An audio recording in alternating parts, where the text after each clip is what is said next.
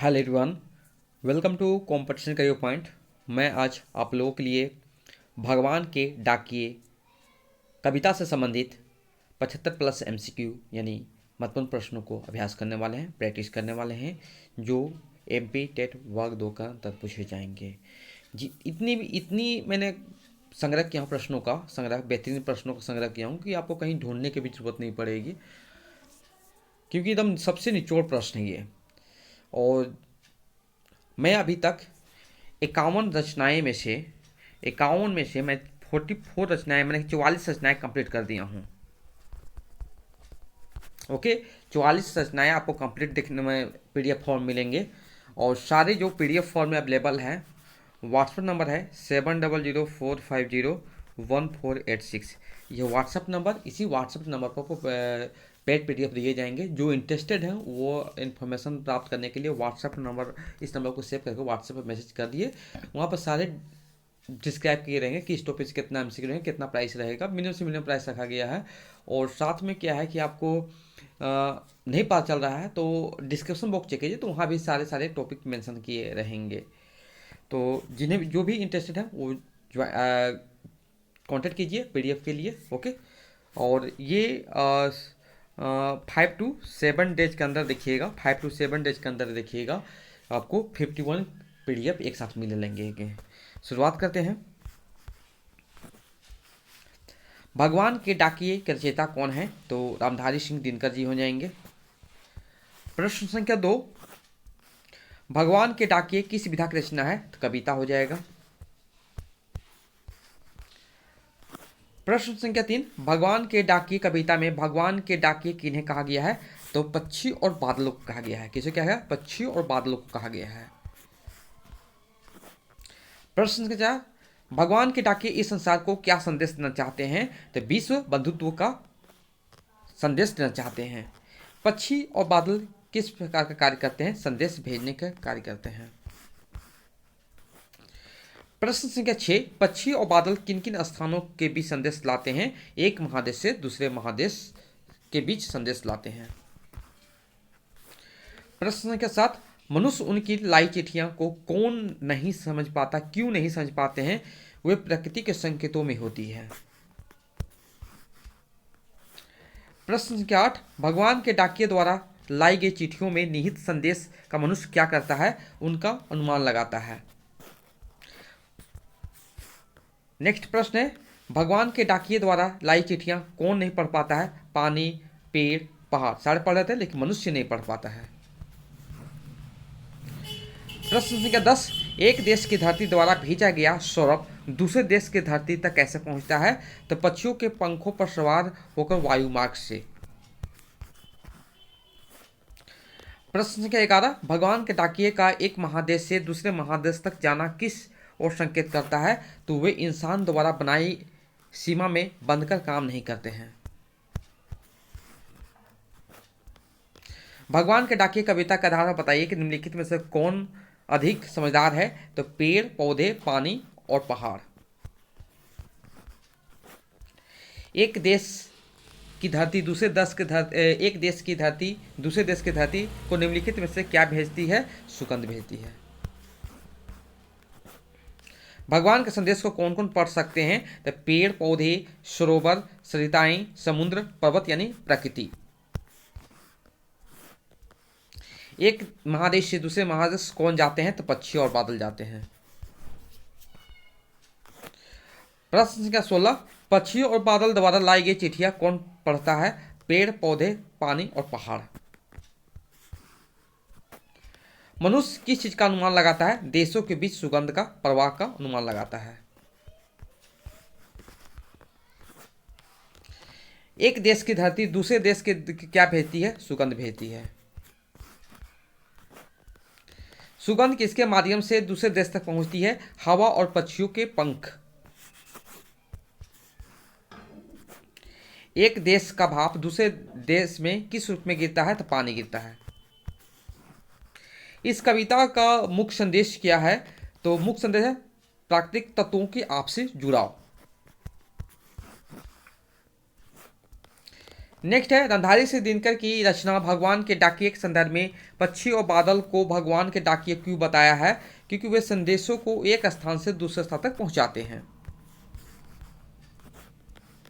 रणधारी सिंह दिनकर की रचनाएं भगवान के डाकिए के संदर्भ में पक्षी और बादल द्वारा लाई गई चिट्ठियां कौन पढ़ता है? तो पेड़ पौधे, पानी और पहाड़। प्रश्न संख्या 24, प्रकृति देश देश में भेदभाव नहीं करती। एक देश से उठा बादल दूसरे देश में बरस जाता है, इस कथन का भाव क्या है? प्रकृति सभी देशों को समान समझती है।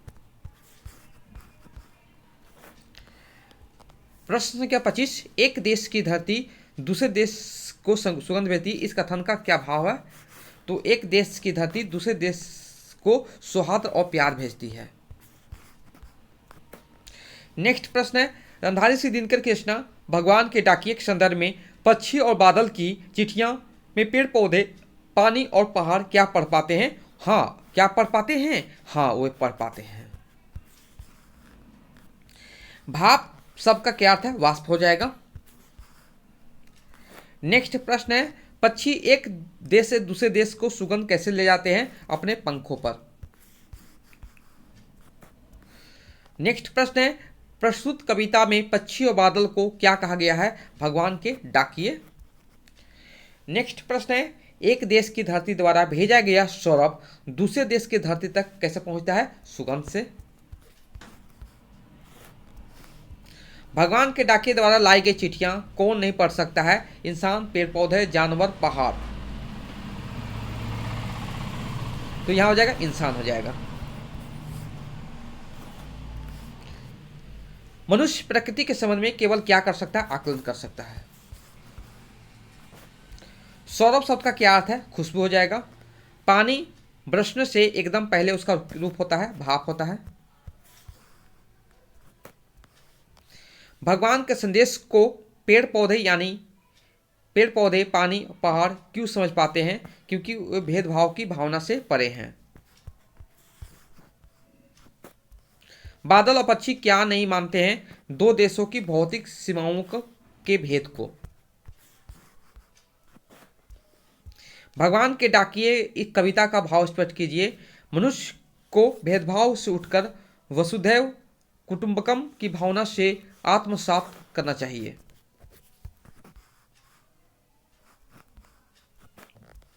नेक्स्ट है, बांचते शब्द का क्या अर्थ था? पढ़ना। पक्षी किसके डाकिए हैं? तो भगवान के डाकिए हैं।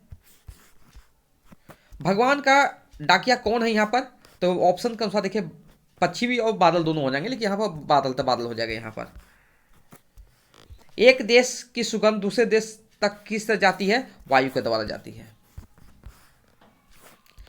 पक्षियों के पंख पर क्या तीरता है? सौरभ तीरता है।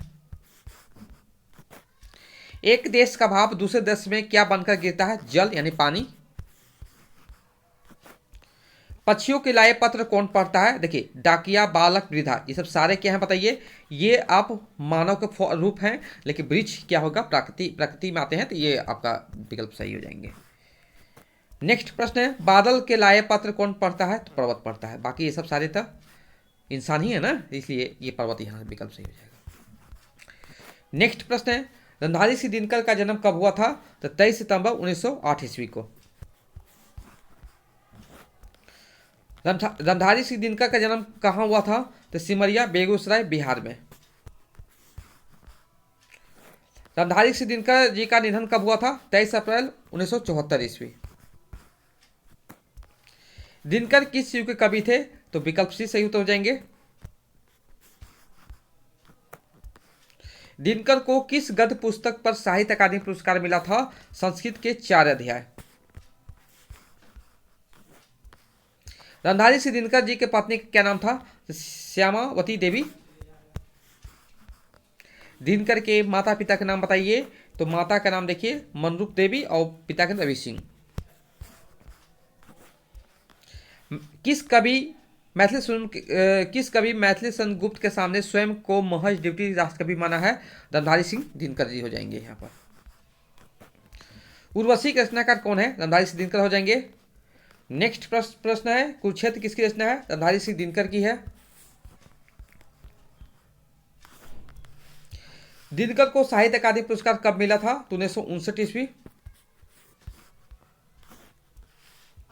रामधारी सिंह दिनकर का जन्म किस प्रांत में हुआ था? तो बिहार में हुआ था। निम्नलिखित में से आग और राग का कवि किसे कहा जाता है? दिनकर जी को कहा जाता है। नेक्स्ट है, दिनकर को किस काव्य पुस्तक पर भारतीय ज्ञानपीठ पुरस्कार मिला था? तो विकल्प हो जाएगा डी, कुरोशी। रामधारी सिंह दिनकर की किस कृति को आधुनिक युग का गीता कहा जाता है? तो कुरुक्षेत्र हो जाएगा। नेक्स्ट प्रश्न है, रामधारी सिंह दिनकर के बारे में सही कथन है। दिनकर को समय सूर्य तथा अधैर्य कवि कहा जाता है। दिनकर को उर्वशी के लिए 1972 में भारतीय ज्ञानपीठ पुरस्कार मिला था।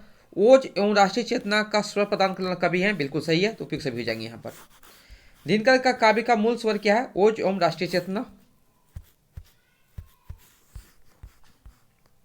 भारत सरकार ने दिनकर को कौन सा अलंकरण से प्रदान किया था? तो पद्म विभूषण से।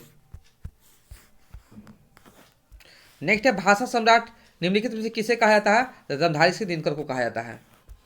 दिनकर एक कवि होने के साथ साथ भारत में किस अन्य नाम से प्रसिद्ध है? राष्ट्र कवि।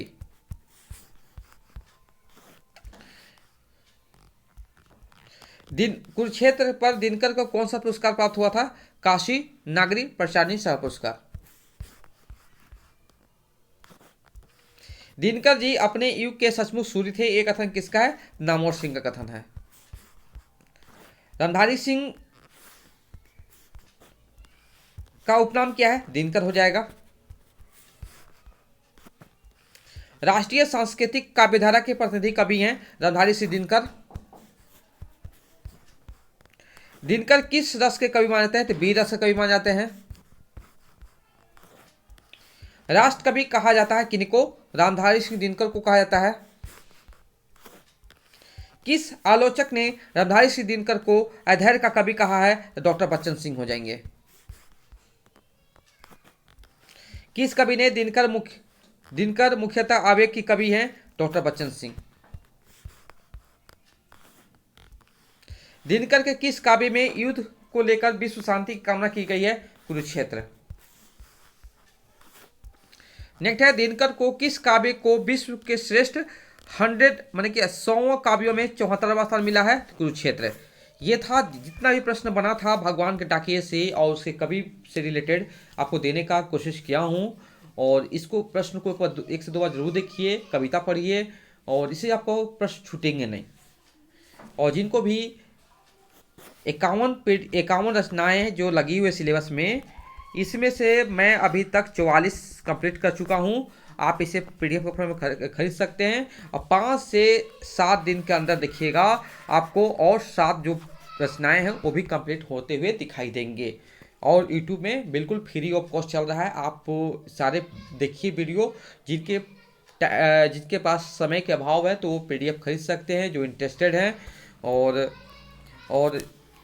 व्हाट्सएप नंबर दिया जा रहा है 7004501486। ये व्हाट्सएप नंबर, इसी व्हाट्सएप पर आप मैसेज करके इन्फॉर्मेशन प्राप्त करके PDF प्राप्त कर सकते हैं जो कि पेड PDF होंगे।